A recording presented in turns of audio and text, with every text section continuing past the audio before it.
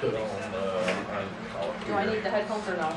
you don't really. That's just to take calls. We don't do that candidates on the show. We'll get as much information as possible. Call all the standard questions. Yeah, exactly. Yeah. Basic stuff. Let folks know what your thoughts are. We had just in case you we had Norman on last week, and then let's see, Clay Grider. He will be on Thursday at 7:30. In case you be on this end. So,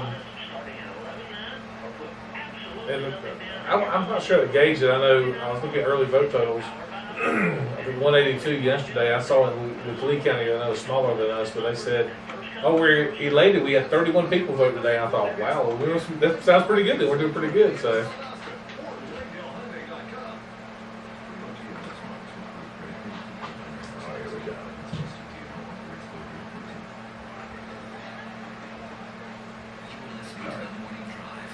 On Valdosta's News Talk Leader, News Talk 105.9, WVGA.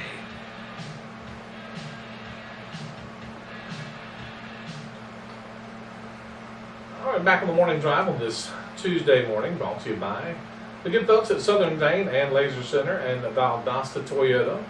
We had our first day of early voting yesterday here in Lowndes County. 182 people voted, 161 voted there, and 21 other ones by mail. So we're off to a good start. 3 weeks of early voting will conclude, May 16th, which is a Friday, and of course the election day on primary day on May 20th. And District 5, this is a special election on the Lowndes County Commission to fill the the unexpired term of John Page, who has decided to run for state senate, and one of the candidates, Gretchen, joins us this morning. And Gretchen, good morning. How are you? I'm very well. Thank you for having me, Chris. Always good to see you. And as we tell everybody, thank you for putting yourself up for public service. That is a noble thing indeed, and a very time-consuming thing as well. Well, it sure is, but for me, it's definitely a calling. It's something that I'm supposed to be doing. Well, there you go. That's a good way to approach it. So, and this is a different election, and let's talk a little bit about, because as we were mentioning in the break, it was kind of a whirlwind of things that happened during qualifying. Once we saw, of course, Richard Raines had made his intentions known early that he was going to not run for re-election, then run for the state senate, and then once you had John Page jump into it, it kind of, it all happened very fast. Did you see that coming? Did it happen fast for you? It definitely happened fast for me. I wasn't thinking at all about running for office in this election cycle, and so John Page vacated his seat on a Friday, and the Azalea Festival was a Saturday, Sunday, right. And then we qualified on Wednesday, so it was very fast. Yes. Now, and you run for county commission chair the last time. What about serving on the county commission attracts you? What would you like to see done, and what made you decide to take this effort?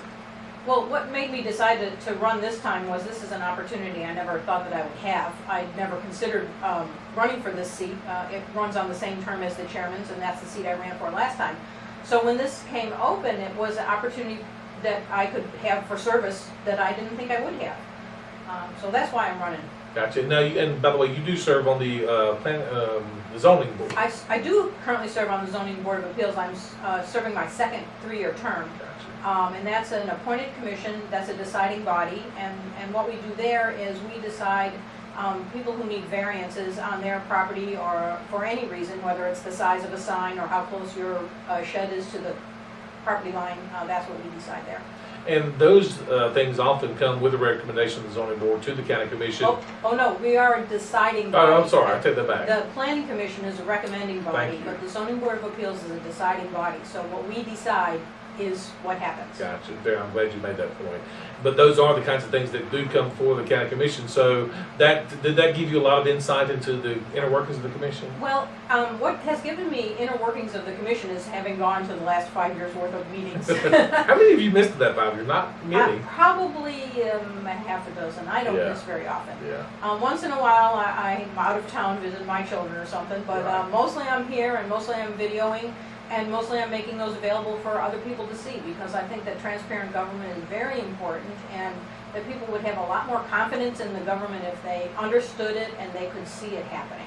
Do you think that is a big issue that and of course we get a lot of calls, people dissatisfied, really more so with the federal government and state really than I think local, but having that kind of transparency, why is that important? Well, I think that if you even looked at the newspaper today and the headline is zoning hearing held down in Lake Park, the communication in local issues, if builders and developers were, I understand that they want to have, you know, a competitive advantage over somebody else, but also they need to work with their community, and property owners have property rights. Current people living around the lake have property rights. They are invested in their property, and so I think that communication among all the different parties would be a really helpful thing, and transparency at the governmental level to say this is exactly how the process works, and this is the way that you'll make your way through in a good way if you work with your neighbors and you work with the commissions.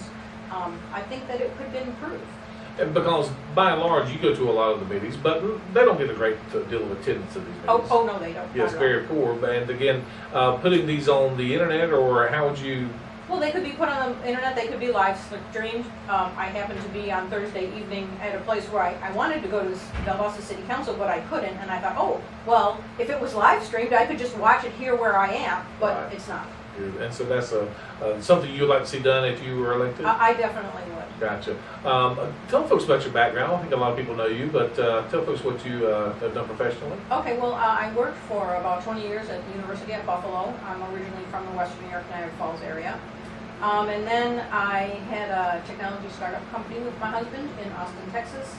And then I did some freelance consulting, and then we moved here, and now I'm a farmer. There you go. And you know I'm a farmer because I did the South Georgia Growing Local Conference this Yes. winter, and I think that everyone knows agriculture is the largest industry in Georgia, and that's something in terms of jobs and economic development that we could really focus on here.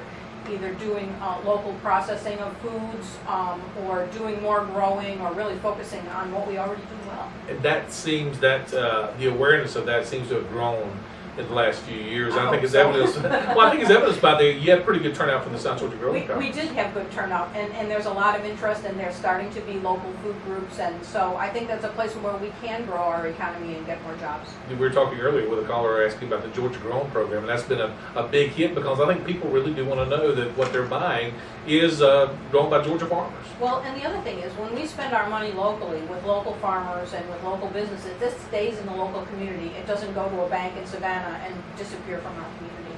Again, Gretchen Quarterman is the candidate for the District 5 open seat in the Lowndes County Commission, and this is a little bit of a different race because whoever is elected in this election will immediately fill that spot. That's correct. As soon as somebody gets 50% plus one and is certified, they will be sworn in. Gotcha. So that and this is, by the way, a nonpartisan race. That's correct. So, and that's a little bit different than the other ones as well. So, what are some of the other things that you would like to see done? Well, let me ask you, because two of the big issues that have come before the county and have been talked a lot about in the county over the last year. Number one is the pipeline that has been the Sable Trail transmission pipeline that's been discussed. Nothing has been decided on it. Of course, the Federal Energy Regulatory Commission is looking at it now. What are your thoughts on that? I know you've been kind of vocal and active in that front as well. Well, I think that the commission has taken a good first step in the filing that they made with FERC, but I think that they can take a second good step, which is to say that they're either going to make a resolution or an ordinance,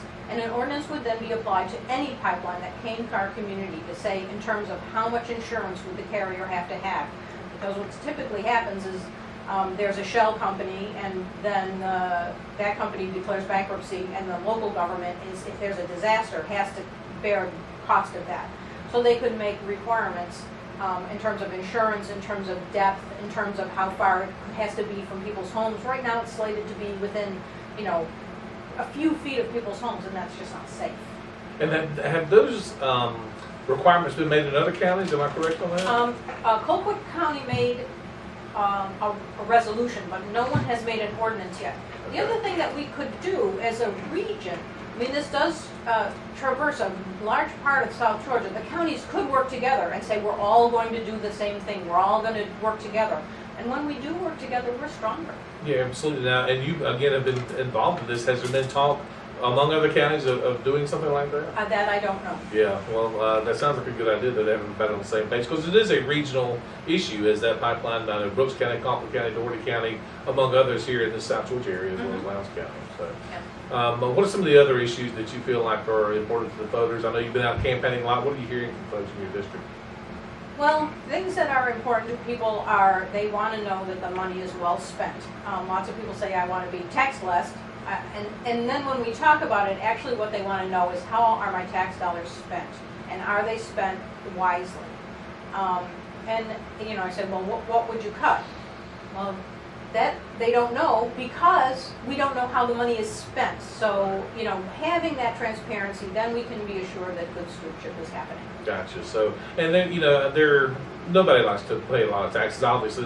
But again, I think you're right. If people say, okay, well, it's going for this, and when you talk about the county budget, and of course they're going through that budget process right now, that's a pretty big deal. I mean, you're covering a lot of different departments. Well, it is. And think about right now over in Alabama, Mississippi, they're having some giant disasters. And one of the things that the county government is there are first responders. There are 911 center, there are fire department, there are sheriff. Those are the people that we're going to need should a disaster happen here. They don't come for free. We have to pay them, and we have to have good quality people. So, you know, that's when we're thinking about what do we get from our county government. That's something that we get that's really important. Well, let me ask you, because you run before, is it different this time? Did you learn anything the first time that you ran that you are applying now, or is it a different process? It's easier because you sort of know what you're supposed to do, and you're not as shy. So you just can't be shy. You have to just say, well, this is what I'm called to do, and I'm going to do it, and it is easier. And it is a big district. Of course, you ran for It's county giant. commission chairman. First time, so it was the entire county, but this District 5, which is one of the super districts, and I constantly remind folks that it's kind of a good setup because you really have 3 people on the county commission representing you. Of course, the chairman, and then your individual district, and then the overlay of the super district. So That is very important point, Chris, because so many people say, well, I can't vote for you. And I say, well, half the people in the county can vote for me, so probably it's a 50-50 chance that you can vote for me. They don't really realize that they do have 2 commissioners, and basically the districts go 3 of them east and west, and 2 of them north and south. yeah, so again, know what you're voting for when you go to the polls. We've been asked about having a sample ballot, but it really depends on where you live as to who you're able to vote for. That's correct. So, but if you do know that, that does help the process. But you can get a sample ballot if you go online to sos.ga.gov and pick that My Voter page, MVP, and you can type in your name, the birth date, and county, and it will show you the sample ballots for the Democratic, Republican, and nonpartisan ballots. There you go. Again, Lowndes County has experienced a lot of growth in the last 10 years, 20 years, however you want to do it. What do you see as the future of Lowndes County? What do you see as some of the obstacles that are going to have to be tackled, but also some of the potential that's here? Well, there's a lot of potential here. One of the things that people are really focusing on now is what's the mission of the A10s and what will happen to Moody. Moody is our largest employer. But with Moody, we also have some really other great things. We have VSU, Wiregrass Tech, and Georgia Military to bring young people up, and even non-traditional students up to new levels of education. And then we also have South Georgia Medical, and I think that that's sort of a gem, especially with so many rural hospitals closing, that becomes even more of a destination. And I've said this before, I think that we could really build on the hospital and become a healthcare destination. All big parts in the game, all those things you mentioned, military, education, the healthcare, big in what the services they offer to the area, but also the jobs they offer to the area. Absolutely. Yeah, Absolutely. So, and they all can work hand in hand. I find often you get this idea, I think, from citizens that, well, you can't have one without the other, but if you think about it, you really can have all of them work together. Well, you can have all of them to work together, and I think that that's one of the things that I'm trying to keep my eye on, is that things don't have to ever be adversarial. They can be collaborative and collegial and friendly, and that's sort of where I want to go. That's the kind of commissioner that I want to be, approachable and available. Speaking of being approachable, we always like for candidates to tell folks how they can get in touch with you. Again, we're now 3 weeks from today is the election day, and if folks want you to come speak to them or just get in touch with you, what's the best way to do that? My cell phone, which has been in the newspaper and is everywhere, my cell phone number is 229-834-1945, or you can find out more about my campaign at GretchenForLowndes.com. Gretchen from Lowndes.com, and you can give her a call and get in touch with her. She's pretty accessible, I will say that, and always able to come on anytime we've called her, which we certainly do appreciate as well. So, Gretchen, good to see you again. Thank you for putting yourself up for public service, and it's going to be a busy 3 weeks, I'm sure, and maybe even before longer than that. Again, with 3 candidates, the possibility of a runoff certainly is there, and usually is probable when you have 3 candidates. So. Well, it is, but thanks for having me. I really appreciate being able to be on. Good to see you again. Thank you.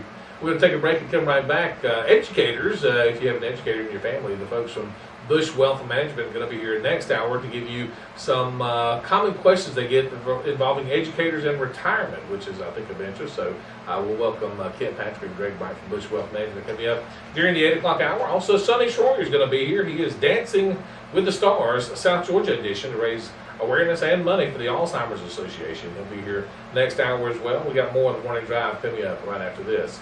On News Talk 105.9, this is WVGA. Thank you, ma'am. Thank you. Yeah, I think you get all the